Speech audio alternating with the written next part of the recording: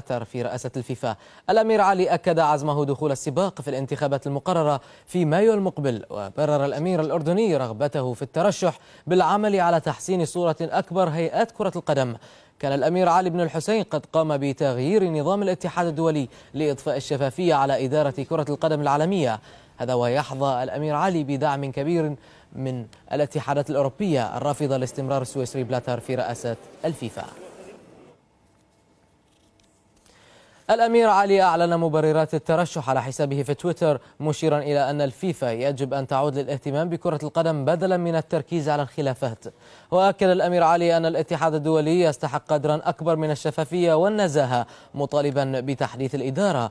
وأوضح نائب رئيس الفيفا أن الوقت قد حان للاهتمام باللعبة بعيدا عن الخلافات، وأن تتصدر مشاريع تطوير كرة القدم العناوين وليس فضائح الاتحاد الدولي.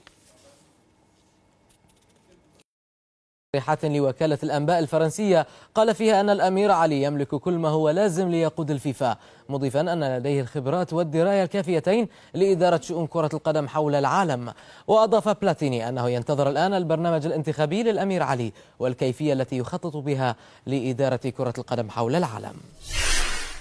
من جانبه أعلن رئيس الاتحاد الإنجليزي لكرة القدم غريغ دايك مساندته للأمير علي في الانتخابات. وذكر دايك في تصريحات أنه يرحب شخصيا بقرار الأمير علي، مشددا على أهمية وجود منافسين حقيقيين لبلاتر في هذه الانتخابات. وسبق لدايك أن ندى بضرورة انتخابات بديل لجوزيف بلاتر الذي يقود مسيرة كرة القدم في العالم منذ تسعينيات القرن الماضي.